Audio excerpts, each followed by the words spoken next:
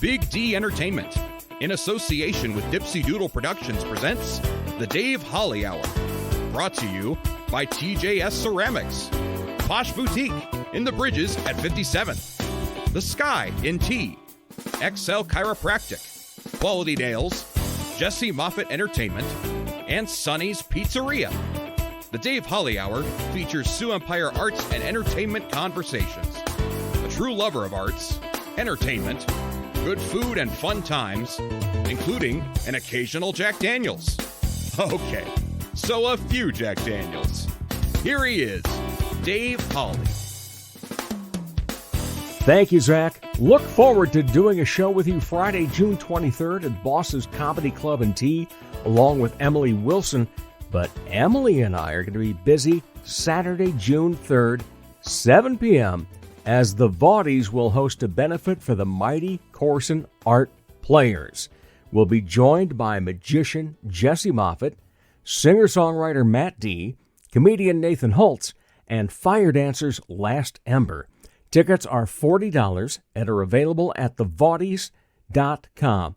That's The Vaudies, TheVaudies.com. And again, that is Saturday, June 3rd, 7 p.m.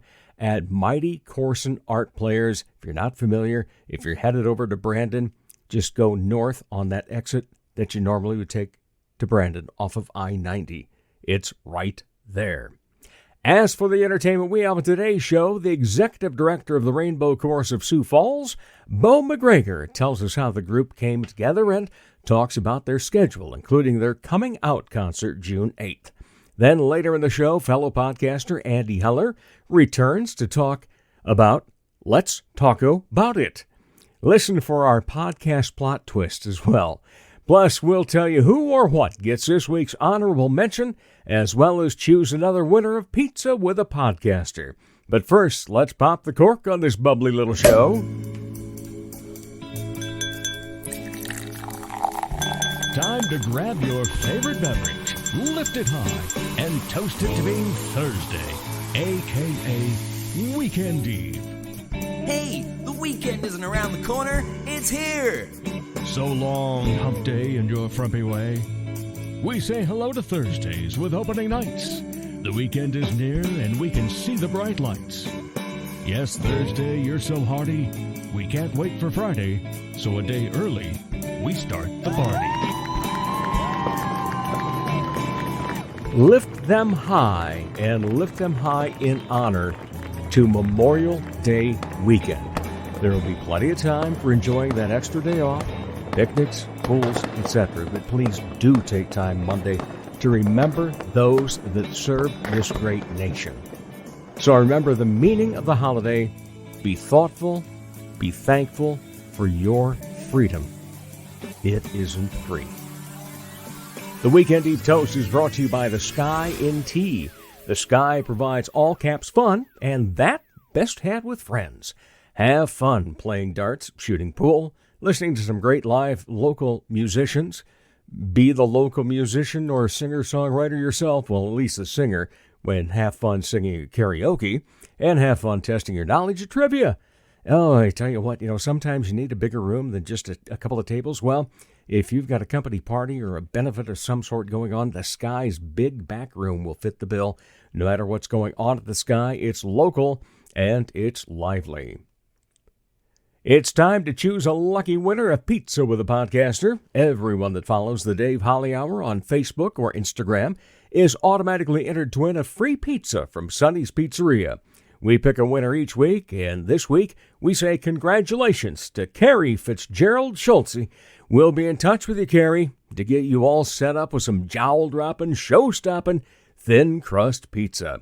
Pizza with a Podcaster is brought to you by Sonny's Pizzeria, right across from USF at 26th and Waltz, and Sonny's at 81 on South Phillips. Check out the very fun and incredibly flavorful menu online, sonnyspizzeria.com. Honorable mention. I tell you, this week it was the tickling of the funny bone for sure. Honorable mention this week goes out to Old Town Dinner Theater. That's right, 2 weeks in a row. Last week, I was excited to be seeing their show, The Movie Game. This week, after having seen it, I can tell you it's a very funny show. Incredible casting. Each and every role had highlight-worthy scenes. And to my friend Aaron Sharp, I will never look at a box of cornflakes the same again. All right. 2 weeks in a row, Old Town did it. In the meantime, coming up later in the show, the Fat Dude Digs Flicks. The host of the local podcast, Let's Talk About It. Let's Talk About It. Andy Heller. Up next, Executive Director of the Rainbow Chorus of Sioux Falls, Beau McGregor, on the Dave Holly Hour. Check out the new ceramic studio in Sioux Falls, conveniently located off Kiwanis Avenue on 5th Street. TJS Ceramics. We have thousands of classic vintage ceramic mold items and several new items too. TJS Ceramics offers classes through the Sioux Falls Community Education Program and special open studio nights every Thursday evening. Bisque, studio time, or finished custom items are available. Visit TJS Ceramics Studio in Sioux Falls today. Ladies, when it's time to give your nails some love, get that extra special treatment from Quality Nails on South Minnesota Avenue in Sioux Falls. Manicures and pedicures that look great and make you feel fantastic. Zaya and Tony provide professional care for your hands and feet, whether you just want the basics or an extra special look with added flair. Oh, and guys, it's okay to treat yourself too. Quality Nails. Call for an appointment. 605-334-1463. Helping women feel empowered and confident is what Posh Boutique at the Bridges at 57th does, while supplying high-quality clothing that fits your lifestyle, personality, and price point. Whether you want comfy and cozy, casual attire, or something for a special occasion, Posh provides quality, selection, and value. They carry sizes extra small to 3X and have something appropriate for any age. Feel empowered and get confident. Posh Boutique at the Bridges at 57th.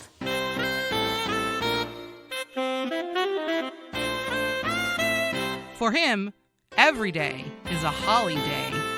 Here again, Dave Holly. Welcome back, everybody. You just want to take the words right out of my mouth by this time now, don't you?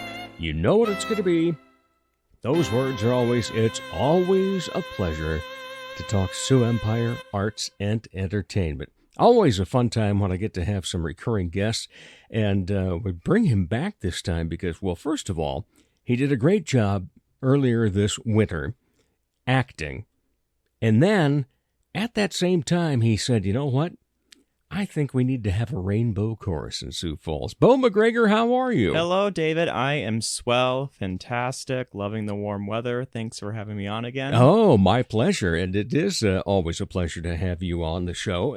And last time, we recorded remotely, but now we've got some studio time and so forth, and everything's really cooking along here. And it sounds like the Rainbow Chorus is really cooking along as well. It really is. I mean, it's been happening so fast. We are just have 2 more rehearsals left until we have our premiere performances coming up. So we're super excited for that.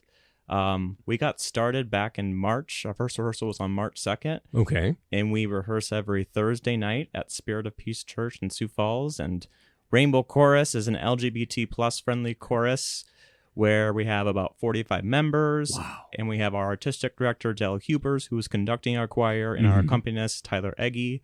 We're singing 8 songs for our June 8th Coming Out concert, performing at the Canaries on June 3rd, June 9th at the Levitt, and June 10th at the Sioux Falls Pride Festival. Wow, you got a lot going on. Yes. I mean, you've been practicing hard, rehearsing hard, and now all of a sudden, here it is. It's time for the, in fact, you're calling it the Coming Out Concert Series. We are, yes. Yeah, that Coming Out Concert on June 8th. But like you said, you were at the Canaries, or will be on June 3rd. Now, I'm guessing that if nothing else, you're singing the national anthem for that. We are singing the national anthem, and we're going to sing between innings, like 90-second snippets of the song. So it's going to be a preview for our coming out concert. There as well. you go. So if you want to hear, works out, if you're at the Canaries, you want to hear more, then just go to the coming out concert on June 8th at the First Congregational Church, and free will donation. So no need to get tickets ahead of time. Just show up and find a seat and enjoy a night of fun music. Have you been shocked by how well this has been received at this point? Absolutely, and that was one of my greatest fear, especially being in South Dakota, because Right. of course it's a red state, but I've had the support of the community. I mean, this wouldn't be as successful as with all the collaborations I've had with everyone.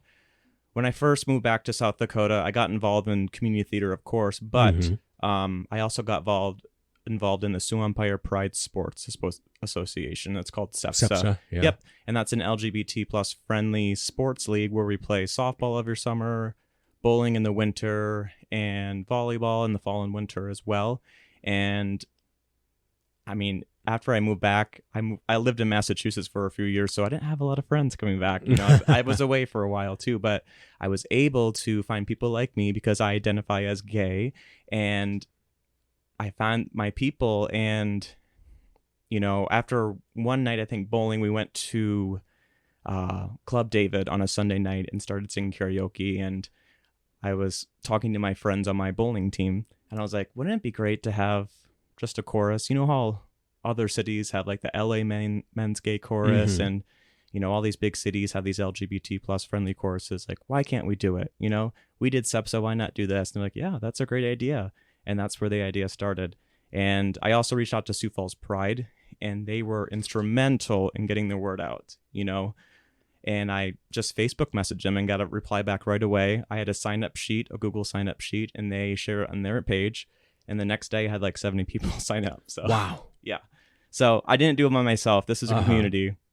All right. This is community right here. What Yeah. do you consider yourself to be in terms of this organization then? Are you the president? Are you the general manager? My current title is executive director. Executive director. Yep. Okay. Because you have an actual musical director, correct? Correct. Yep. Yeah, and your company is like you mentioned earlier. So who did you first approach, and when you actually said, okay, we can do this, and you've been to the Pride Association and talked about it and getting support, who was the first person you said, hey, you want to be in the chorus? People in SEPSA pretty much too. We were doing bowling one day, and I was just like, hey, do you all want to sing? And I was actually looking for a conductor, an artistic director, because if we don't have an artistic director, then we don't have a choir.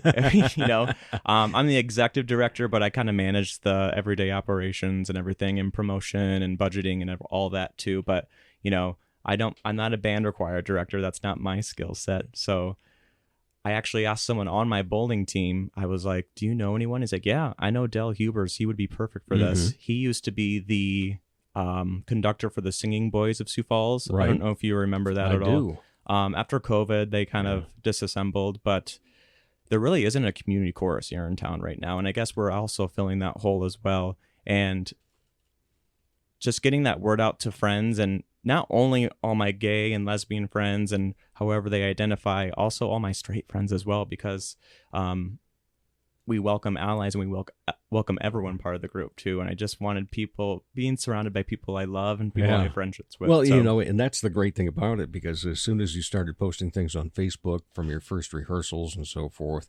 and I'm sitting there going, okay, they got a lot of allies in this too. And that's fantastic that, you know, you get that support. And then that just continues to grow. You know, like, yeah, you've got a Facebook page, correct? Yep. Yeah. You know, how many followers and so forth do you have already? Currently, we have 652, and I'm not counting. But it's still growing. Yeah. And that's kind of a skill in itself too, because you have to kind of buy sponsored posts and everything too as well, and you interact with social media as well. But after getting started, I was personally off Facebook, off of all social media for a couple of years actually too.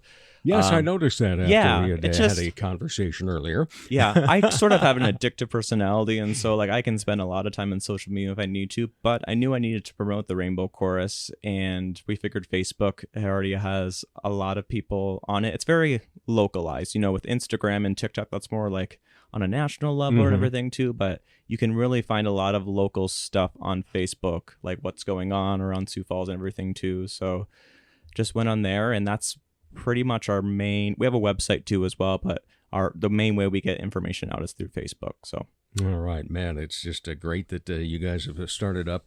So you said that there's going to be 8 songs that you'll have some snippets of between the innings at the Canaries game that'll give people an idea what's coming up on June 8th at the Coming Out concert. Correct. So how long of a concert will that end up being then? Probably about an hour, I'm Okay. guessing, too. And we're not only singing songs, but we're also including people sharing personal monologues of their coming out experience or their experience within the LGBT plus spectrum. They're kind of transition pieces as well. So you can look forward to that and getting to know people a little bit more and their stories as it relates to their experience through Rainbow Chorus and through their life living through the LGBT plus spectrum. Yeah, I'm assuming that, you've heard these stories. Yep. And so you know what those tales include. Yeah. What surprised you the most? The emotion, basically. Uh-huh. I didn't realize how much people really reacted emotionally to this about being in the Rainbow Chorus too. There were some people who recently came out as well to their families and needed a space to be at, and we provided that space for them as well. Because I've been there before too, and so I can relate to them. And that was our biggest vision and mission. We basically wanted somewhere fun to people and safe for people to go to sing, but also create a community.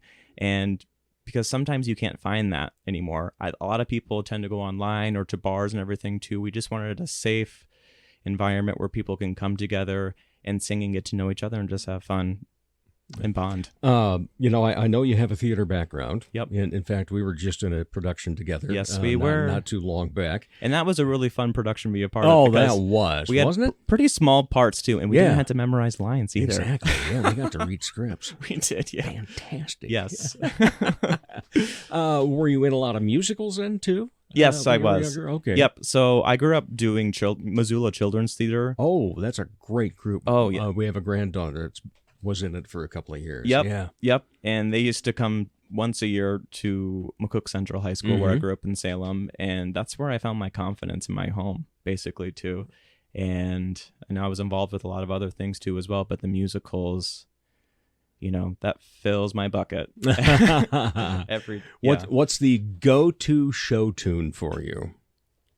Don't Rain on My Parade by Barbra Streisand from Funny Girl. Yeah, Yep. and classic. Yep. Very powerful, big ballad, has a lot going on there. What vocal range do you have then? I'm a tenor, Okay. but I can also go down to a bass as well. You can. So All right. currently I'm also singing in the chorus as well as a tenor. So yep. And how did it split up once everybody came in and said, "Hey, I want to be part of this"? Yep. Were you able to get at least 4 different parts? Pretty We are. well filled. We do and have all equal? 4 parts, yeah. And we were kind of worried too because we wanted to do a non-audition choir as well. Right. A lot of the choirs and community choirs around the country, they do auditions. We just didn't want to exclude anyone. We just wanted it to be fun, and we were worried that people wouldn't know how to sing and how we would sound, but most of the people who are in the choir have had choir experience in the past or sang in high school and college, and so they kind of knew where their voice was. Dell, our artistic director, actually had some people come in a half hour before to kind of go through parts to see where their voice is at too, but everyone was pretty intuitive about the whole thing too, and they just jumped right in. Even the first choir practice, which I was very stressed about because I didn't know who would show up. People do sign up, but it's all about showing up. True. Yeah. 40 people showed up, and that was great.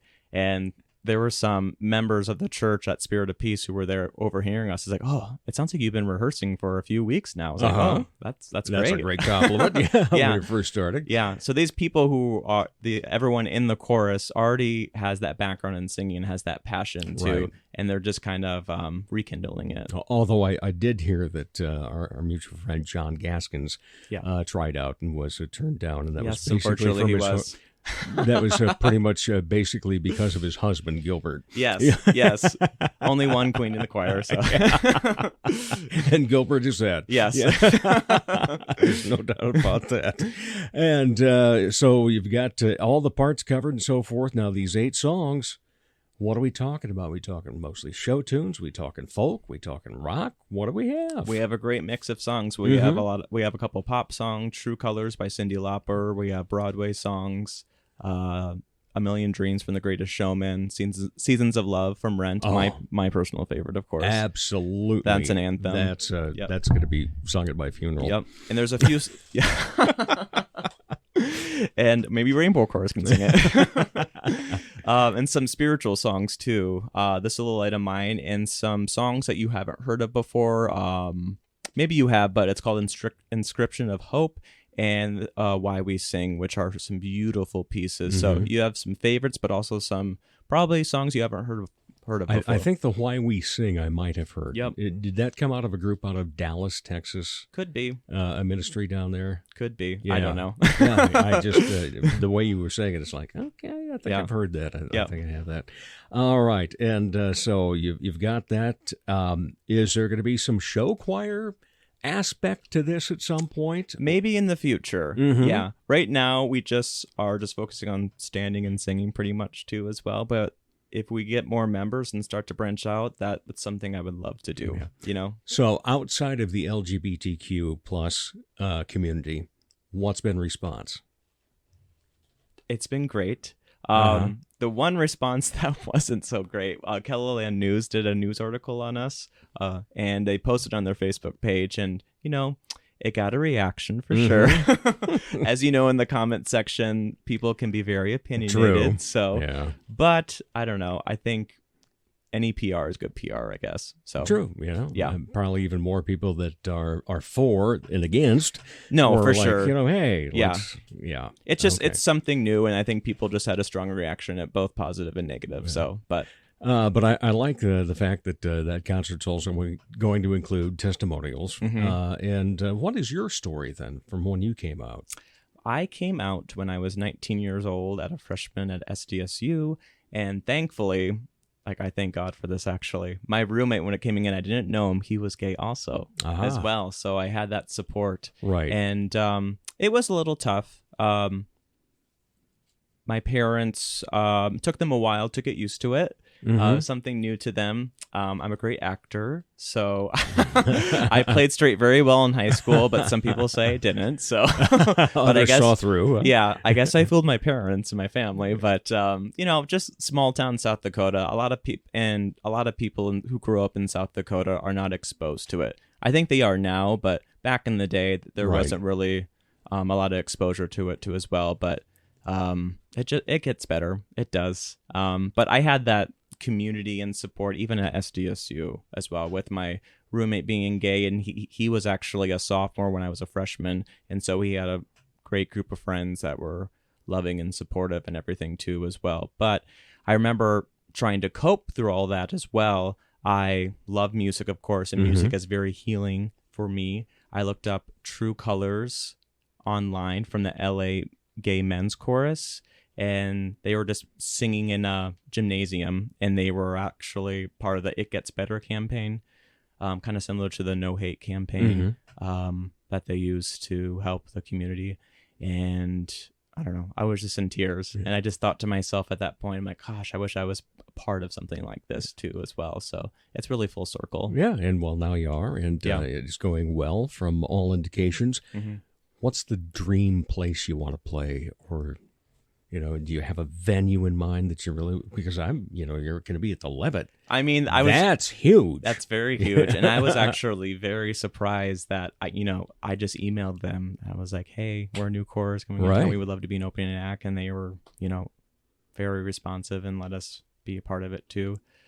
Dream, actually, hopefully we can get to this, but next year in Minneapolis in 2024, it's called Gala Chorus. They're like a national organization that support LGBT plus choruses around the nation, and they have a huge festival going on next year in Minneapolis. So I guess that's the dream for now, to kind of go and attend there and get connections and right. sing for them. Is this a nonprofit? Correct. Yep. Okay. And we have a board. So Yeah, so you're probably looking as you bring in funds and so forth, that would be something that would go toward then to Correct. further it. Yep. Excellent, yeah. So what do you enjoy personally the most about it? getting to meet new people within the community as well.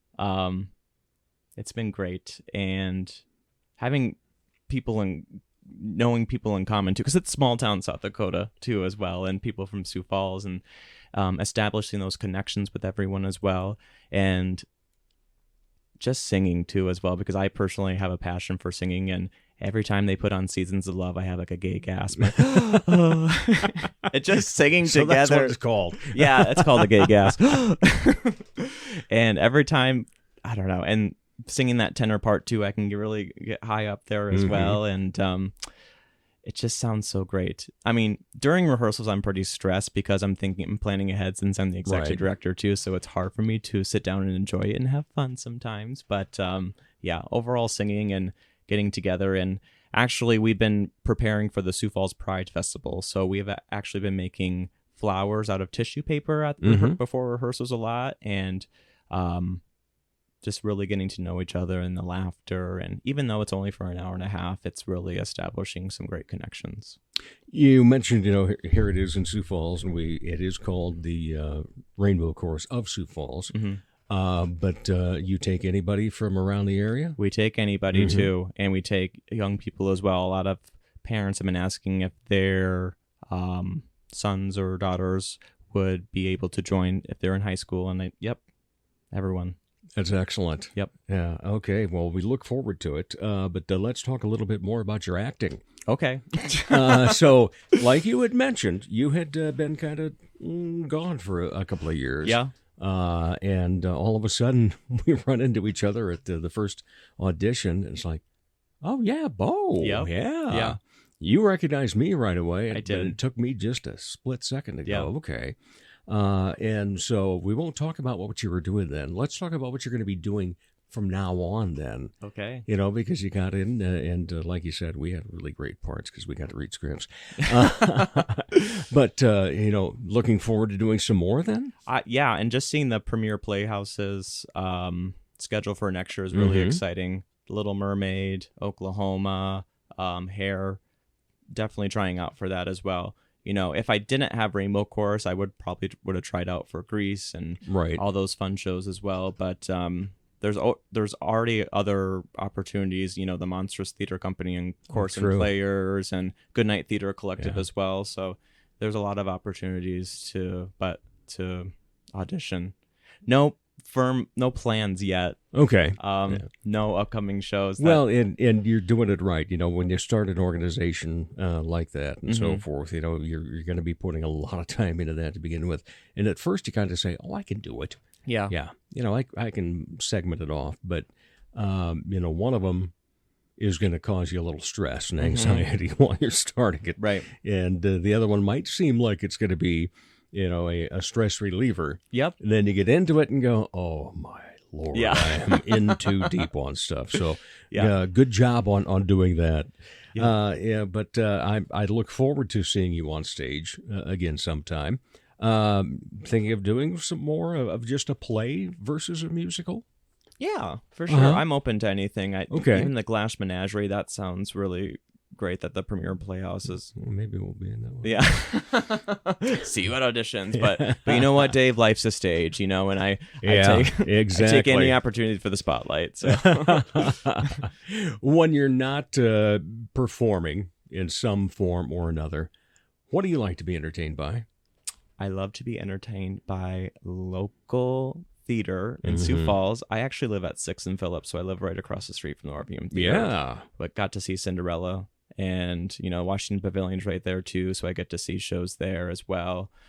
Love to go to the movie theater ever since I was a kid. Love to escape and watch those movies. I like to go by myself to really enjoy it. It's kind of my it's your getaway? Zen place. Okay. Yes. Yeah. Most of my friends make fun of me too because they like to show up after the previews. I'm like, no, the previews are the best part. So I like to see the previews and all that. Yeah. Do you have any hobbies? Right now I'm playing softball in the summer. I'm also a singer-songwriter, but not publicly. Privately, mostly in my room. I wondered if we were going to get around to that because Okay. I recall, weren't you Snapchat or TikTok or I was. all of the above? Yep. When we first met? Yep. Yeah. Not so much anymore. I kind of just do it more privately, I guess, too, as well. I got a little political on there, but these days I'm not so political with that sort of stuff. Not my song or anything, but yeah, I just got kind of The commentary was Yes. okay. Yes. And like I said, I could spend all day on social media too, so I just need to set my boundaries for that. So yeah. Ultimate role. What do you want that to be? Lead player in Pippin. Would love that. We got magic to do. Yep, we got Just for magic you. to do. Mhm. Yep. Corner of the Sky. Corner of the Sky. Mhm. Any part in Book of Mormon would be great too as well. So Spring Awakening, love that show. Very heavy and emotional. So Would you ever consider moving beyond community theater to a tour type situation I don't and know. so forth? Yeah, I live my life one day at a time, Dave. I have Yeah. no idea. If the opportunity presents itself, then yes. Well, at my So- age, that's the only way I can live Yeah. mine. Oh, my goodness. Beau McGregor, so great to have you in the Dipsy Doodle Studios here on the Dave Holly Hour. Great to catch up with you. You know, we got to catch up a lot. And, you know, for those that have never been in a local performance, Mhm. tell them why they should at least try it sometime. It's absolutely great to meet new people. Mm-hmm. Being a part of theater, I've always loved it. It's always felt like home, basically, too, because you can be as silly and goofy and be as transparent as you want to, and people won't judge you at all. Yeah, People are so accepting. Yeah. The dressing room, Yes. all those conversations that took place there. Yes. If you want a good laugh, just go to the dressing room before the show. Yeah, Yes. you will get it, no doubt about it. All righty, my friend. Thank you for being on the show. Thank you so much, Dave. You I bet. appreciate the opportunity. Anytime. And we'll be back with more of the Dave Holly Hour in just a moment. Comedy magician and hypnotist Jesse Moffat's right. He can't play the piano, but he can sure entertain crowds with his amazing magic and clever quips. His shows always make the participants the stars, especially when they've fallen asleep on stage. They've been hypnotized. Are you the party planner in your group? Then you owe it to your group to make the event magical, even if it puts you to sleep. Here's how. For booking information, go to Jesse Moffitt Entertainment on Facebook. That's JESSEMOFFITT. Or call 605-929-0964. Dr. Perry Langston and Dr. Corey Tooney know excellence is in you. That's why they provide you with excellent care at XO Chiropractic, improving your overall health in spirit, body, mind, and will.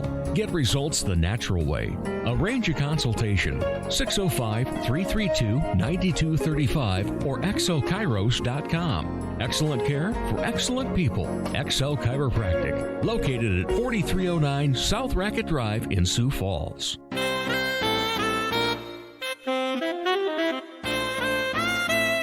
The Dave Holly Hour, like eavesdropping on a great conversation between two very interesting people.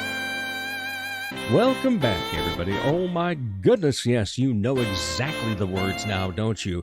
You should really say them along with me sometime. It's always a pleasure to talk Sioux Empire, arts and entertainment, and I get another repeat guest, one of my favorites of all time, and a great guy, and he loves to talk movies, which is why he has podcasts about them. He is a local podcaster. Andy Heller, how are you? I am doing so great, Dave. How are you? If I were any better, I'd be twins. Isn't that nice? Yes, Ooh, you don't that's a get good twice feeling. as much done. Double the joy. Yes, exactly. Just good to have you here in the Dipsy Doodle Production Studios. Super pumped to be back. Yeah, It's awesome. and it's fantastic to always talk about movies. Now, we're going to let people in on something that we're actually, as we are recording this one, this is just the precursor. Yeah. Because as soon as I'm finished having you as a guest, we're going to switch sides, and you're going to be the host for your podcast. Yeah. Let's talk about it. Yeah.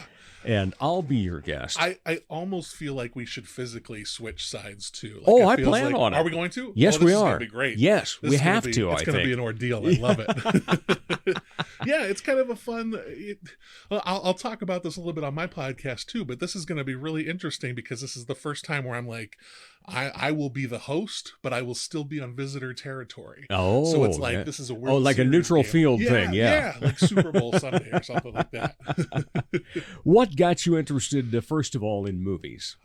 You know, I feel like I've loved movies for as long as I can remember. Like I feel like it was kind of a cornerstone memory for me. Like, and the first movie I ever saw that I remember seeing was Return of the Jedi. Like, so I'm a big Star Wars guy right off the bat. And it was just, from there, it was the idea of, then especially was the idea of fantasy, being able to go to these like incredible worlds, these incredible adventures that were not like, not your everyday. And that was what I really enjoyed then. As I've gotten older, it's kind of this, it's not so much an escape as much as it used to be. For me, it's being able to connect with stories that either are, similar to what I might have experienced in my life, or just somebody else's perspective. Like the stories of somebody that I don't know. Like I love stories. And I think a visual presentation of those stories, that's why I love movies so much.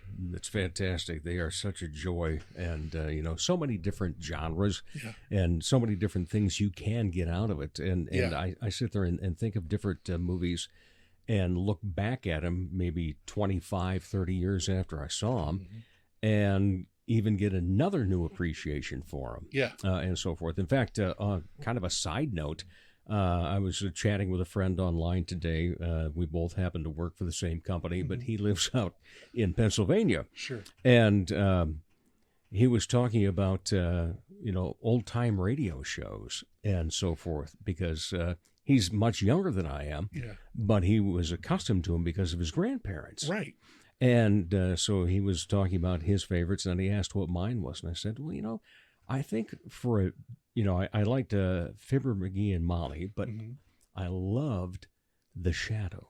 Yeah, okay. And I told him, I said, I think the reason for it is because, I sit there now and listen to them and go, for the date and time that they did that, they did a marvelous job on the sounds, on building characters, on making you feel that scene that they happen to be at. It's, with the radio dramas, they're all presented, everything is presented through sound, but they're so effective. The good ones especially are so effective that you can just see everything, like this whole world. And, the way that you visualize the world might be a little bit different than how I visualize the world, but still they're doing such a good job of that storytelling that the core of it, you're completely engrossed in. So painting the picture. Yes. And that's something when I'm on your podcast that we're going to talk about as well. I think you already know what I'm headed for on that one. But in the meantime, let's start. When did Let's Talk About It start? So it started in 2017, but it started in a different form than it is now. So I've done podcasts now for almost a decade, like in one way or another, probably even longer than a decade, because I did some when I was at college. And I always enjoyed doing it. But the first version of this podcast was usually me in the morning after an overnight shift at work, just sitting in my car for 30 minutes talking about a movie that I watched. Or, after a movie was over, going home, sitting in my apartment, talking to myself for about 30 minutes about a movie I just watched. And I liked that. I liked doing that. I liked being able to be current, like talking about movies that had just come out. That was fun. But there was something missing. Like, I think part of the love of movies that I have is that community experience. And I don't love going to packed theaters. It's not my favorite thing to do, but I love being able to talk with other people about the movies that we all love. And so, I think it was even just before the pandemic hit, I was like, I just want to talk to people. The new Star Wars was coming out. Rise of Skywalker was coming out. And I thought it would be fun to talk with people about each episode of the Star Wars saga and see what their, personal affinity was towards it. Like, oh, I love Empire Strikes Back. I love Return of the Jedi. And I was like, I just want to be able to get from them why they love that version, what memories they have of it, why that movie has left a big impact on them. And after doing that miniseries, I was like, this is what I want to do. Like, I don't want to talk to myself anymore. I want to talk to other people. And so that's what it started as. But I've come to find selfishly that I am way more interested in hearing about the guest and their life than I am hearing about the movie. So it's like usually our episodes go about an hour with me talking to a guest about their life, and then at the last half hour we're like, oh, you know how you like this movie? Let's talk about that for a little bit. So, but it's just I like people. And so that's what I... And tacos. Tacos. Because let's talk about the rating system. Yes. All right. So, it was one morning, just kind of sitting around. The name of everything is Fat Dude Digs Flicks. Right. I'm a plus-size guy. I like food. With a plus-size heart. And a plus-size heart. Joe Valenti. So, we were sitting around. We're trying to think of something creative. Like a creative way to rate my movies, not just stars, not thumbs up. And my girlfriend was like, why don't you rate it with like donuts? And like, as soon as she said donuts, I was like, oh, tacos, because I love tacos. Tacos are my favorite food. And so it just kind of grew from there. It was like the taco scale. The best of the best gets a golden avocado because you have to have some guacamole on that taco. And that just pushes the taco up a notch. And so that's why the golden avocado is the best of the best. Okay, and is that 5 tacos that equals the golden? Or can you still get 5 tacos and not get the golden avocado? You can. Okay. So, I guess I haven't really like ruled out the particulars here for doing this now for several years. But it's like, I feel like if a movie has kind of reached that legendary status, like cross culture, then it's in the running for a golden avocado. Like if I were to go to theaters tomorrow and see Guardians of the Galaxy Volume 3, which I liked, and let's say I really liked it, the most I would feel comfortable giving it would be 5 tacos, not a golden avocado just yet. Okay. Yeah. So. Do you find that would be a little bit different based off genre? Is it tougher to give a comedy the golden avocado versus a drama? I honestly, I think it really does depend on the quality of it, because I would be hard pressed to give like an Adam Sandler movie, Happy Gilmore. Right. I love Happy Gilmore. I'm not going to give it a golden avocado. I'm not going to give it 5 tacos. But like, it happened one night, like a classic comedy from the 30s or 40s, like a screwball comedy. It happened one night, Bringing Up Baby, something like that. That's going to get a higher taco rating from me. What has been the best movie you've seen recently? Oh, goodness. So from this past year, everything that I've seen so far this past year has been okay. My favorite movie of the past year so far is a horror movie. It's Evil Dead Rise. I really enjoyed that. Really gory, really goopy, set in this, kind of high-rise apartment building, and a lot of the Evil Dead lore is there, and it was a lot of fun. And I thought it was really good. But I think of the movies of this year so far, there hasn't been that one that's just been like, this is the cream of the crop. Last year, Everything Everywhere All at Once, absolutely as good as everyone says it was. It was just, for me, from the moment I watched it again, just love it. Love that movie so much. So how many times have you seen it? I've seen it 5 times. 5, okay. 5 times.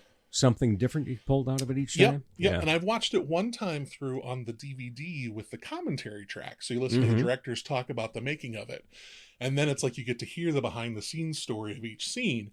And it's just like, oh, this is such a magical movie. And how much fun they had putting it together is really, like, makes it even better. So, yeah. And Jamie Lee Curtis gets an Oscar. Yes. And Short Round gets an Oscar. I know. That was what made me so happy, was just watching him on Oscar night. All awards season long, he's taking these awards, and it's like, okay, surely he's going to get the Oscar. Right. Surely he's going to get the Oscar. But then you have that worry that it's like, it's not going to happen for him. But he does it. And well-deserved. Right. And good to see a popular movie as well do so well. Yes. Instead of, a lot of people at the end of the Oscar night go, oh, okay, I've never even heard of that one. Or so forth. I don't even know what this movie is. Why was this one so awarded? What do you like besides horror movies? I mean, when you're sitting there looking at, what's going to play for the weekend, and you decide you're going to go to a theater to watch it instead of wait for it to stream or what have you. Everything. Like, it really is. Like, I'm so bad when it comes to like a particular genre, because even though I love horror movies, I don't know if I would say it's my favorite genre, because I just love everything. And it's just, for me, it's like I want to be hooked in by the story. So whatever it looks like the trailer is saying that the story is, I want it to be something that's going to grab me. And that's what's going to get my time. I like superhero movies. Mm-hmm. I'm getting a little tired of them. I feel bad saying that because I grew up during a time where it was like I would have killed for a superhero movie. And now it's like every month there's something new. So I like them, but I don't know. I just want something different, something unique. And I think that's, a unique movie with a unique story. That's the thing that's going to get me to the theater a lot quicker than, the 7th Captain America movie, Right. or another Batman movie. As much as I love Batman and love Captain America, I want something different. Who's your favorite director? Okay. So my favorite American director, this is where we get really nerdy. My favorite American director is David Fincher. He directed Fight Club, Seven, love him. But I think my favorite director is a Korean director named Chan-wook Park. He did this movie called Old Boy that is just incredible. Like, it's kind of a revenge thriller. Really, really good. But he's also done like an interesting comedy called But I'm a cyborg, but that's okay. And it's like this kind of I have seen the title. Yeah. And it's like this One Flew Over the Cuckoo's Nest type story. Yeah, I love that one. Yeah, he's probably my favorite director. I like Quentin Tarantino. I like, Alfred Hitchcock, Steven Spielberg, Akira Kurosawa. What did you think of The Fabelmans? I didn't love The Fabelmans. I was a little disappointed with The Fabelmans. I thought there was something missing about it. And I think that's my biggest complaint about a few of the movies last year that I thought I was going to love, but didn't. There was like that one ingredient that was just missing that made it so I was like, oh, this is okay. But that's as far as it went for me. And The Fabelmans was one that I was like, this is okay. So I thought it was a good, solid movie. Sure. But I was just surprised at the storyline, the plot that it took, because everybody had said, how much of an autobiography it was of Steven Spielberg. And then also, I had seen, I think it was even the day of, watching a Sunday morning program, and they were talking to Judd Hirsch, and he was up for an Oscar. And I thought, and I saw the clips of him, and it's like, wow. And then to realize he was only in the movie about 6 minutes, maybe. Yeah. Just this small section. And I was like, oh, I mean, his small section was good, but I was just kind of like, I would have liked more. So, yeah, I mean, it's... But I guess the one thing that I loved seeing about that, because I love the movie The Greatest Show on Earth. And for that to be very instrumental in his life. Yes. And how he would want to crash the trains and everything else. But then when it came to his Western that he made, and the little pinpricks in the film to get his first special effect, really. So smart. I loved that part. I thought, okay, that's really, really cool. Yeah. Some of the storyline and et cetera. Yeah. But but overall, just getting a feel for it. Still felt good watching it and seeing it at the State. Yeah. Now, watching that history lesson of like how he put movies together really was. Speaking of the State, yes, you have had some very exciting times there, haven't you? I really have. Yes, I have been involved with activities at the State. And it's the funniest thing too is like I don't really know exactly how I got involved with the State. I think it was just kind of a. I had a conversation with Stephen and Allison who work there, and we hit it off, and then they were just kind of like, you're our movie guy.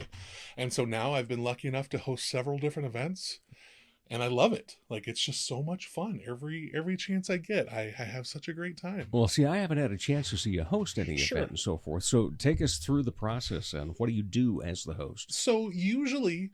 So we'll take, for example, maybe like Greg Sestero from the movies The Room. He comes to town, and he will do like an introduction before the movie, and typically with him, we'll do a little Q&A before the movie starts. So usually I'll talk with him for a little bit, and then we'll get up on stage, I'll go out first, introduce him, he'll come out, ask him some questions about the movie, the making of the movie, about his, because now he goes on tour with the movie all the time, and it is this world-renowned terrible movie. And it's this, and he gets so much joy out of watching people react to this awful movie that for a while, like, really, hurt. Everybody who was involved had hurt their career. But now he kind of sees the joy in it, and that's where he makes a lot of his money from, is being able to tour. So we'll talk about, everything that he's done, and then we'll watch the movie, and yeah, that's pretty much it. But it's just mostly just, I will introduce the guest. If there's a Q&A, I'll ask them questions, kind of facilitate questions with the audience. But it's mostly just me getting a chance to talk to these people that I love. He tours with a bad movie. I love it, because I got to ask James Earl Jones one question one time when he was in town. And mine was, you've had some great things that you've done in your life, but did you ever do a movie just to pay the rent? And he had that giggle of his. And he said, well, of course, he says, but there were other great things that came about it, too. Yeah. All the places in the world that I got to be, all the people that I got to meet, and so forth. And okay, that's a great answer to that question. It's it's incredible, because I think about that, too, just like thinking about movies in general, it's like there are movies that I think we all will be like, this is a stinker. Like, this movie is just bad. But you think about all the people who put their time and energy into making this movie. True. Nobody sets out to make a bad movie. Yeah. Sometimes that's just what happens. And, they get the experience of it all. They get to go somewhere. They get to meet all these people. And it's like, I don't know I wonder if they get to a certain point where it's like, this movie is out there in the universe, and then they're just kind of like, I don't really care what other people think. I got to have this experience. I think there are some times where it's like people are disappointed that a movie doesn't perform as well as they were expecting, or isn't as well received, but I don't know. I love hearing people who are just like, yeah, I made this terrible movie, but I get to experience a part of the world I never would have without it. So. All right. What part does Andy Heller want to experience if he wasn't just a film buff, but he was actually in them?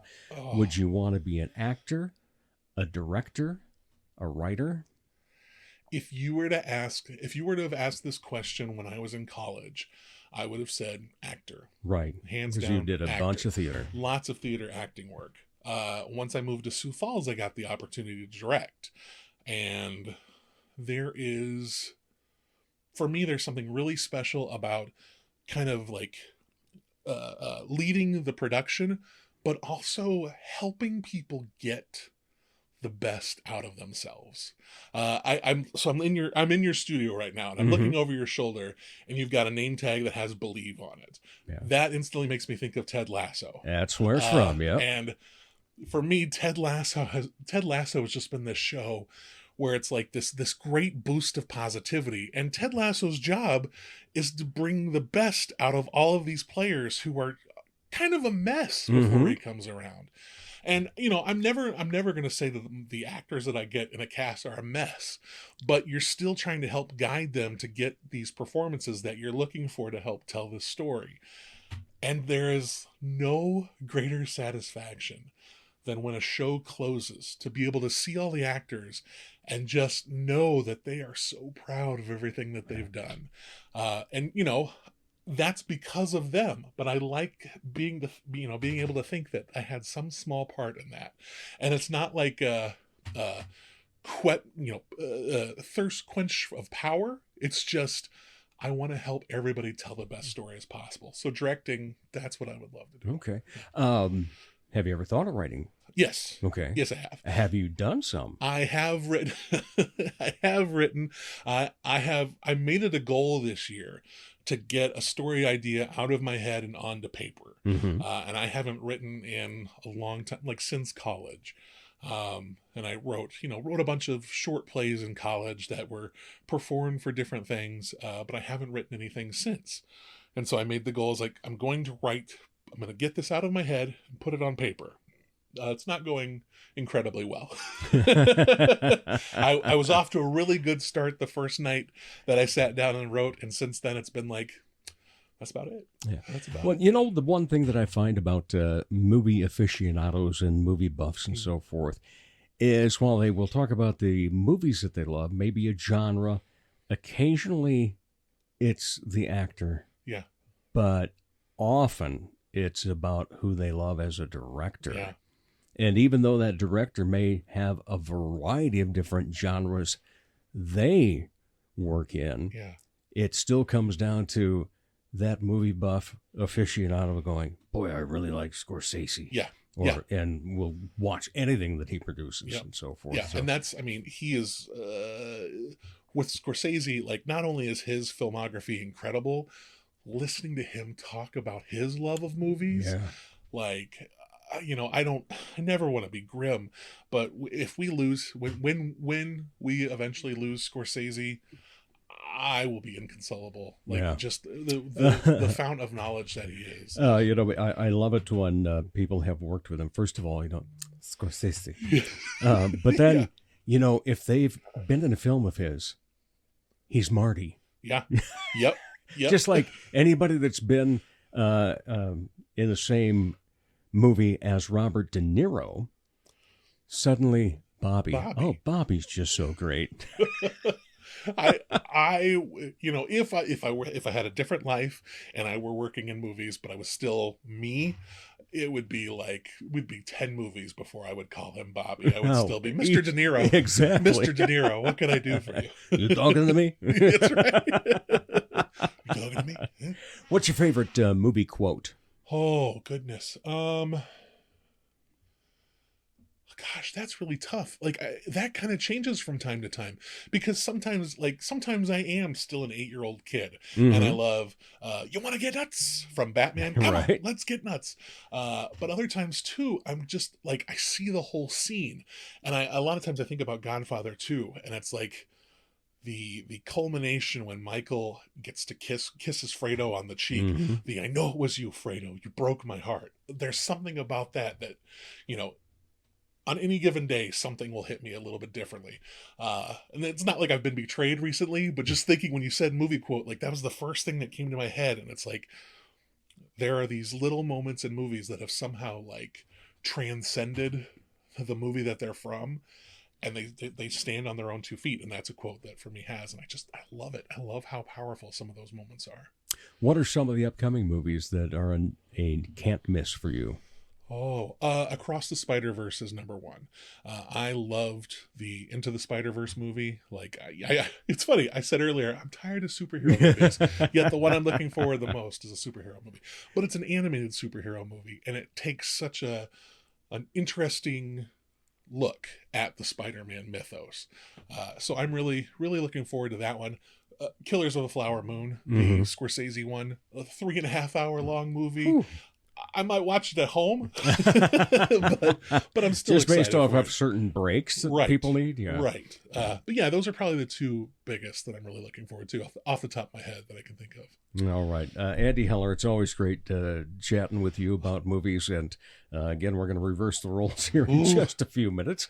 Looking forward to that as a guest of your show. Yeah. But before we go, I always like to ask a couple of questions. When you're not part of the arts and entertainment scene, we already know you want to be entertained by movies.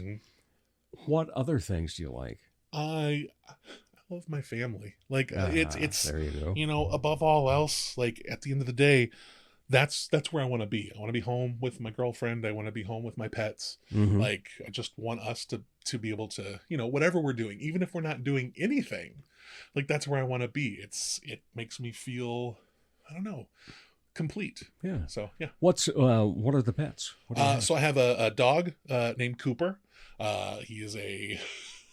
He's part husky, part German shepherd, and part something else. But it's the husky and German shepherd that we see the most of. And good Lord. And then 3 cats, Yuki, Kiki, and Hero. Oh my. Yeah, they're great. You've got a house full. We've got a zoo. Yeah, the menagerie at the Heller household. Yeah. Any other hobbies? gosh, I feel like my hobbies have been reduced, like, because it feels like the older I get, the more focused I am on the one thing that I love. So it's hard to think of anything other than movies. I wish I read more. I really do. I like reading. I have a hard time finding time to do it because I want to fit as many movies in as possible. Understandable. Yeah. All right, Andy, thank you so much for being on the show. Appreciate Thank you, it. Dave.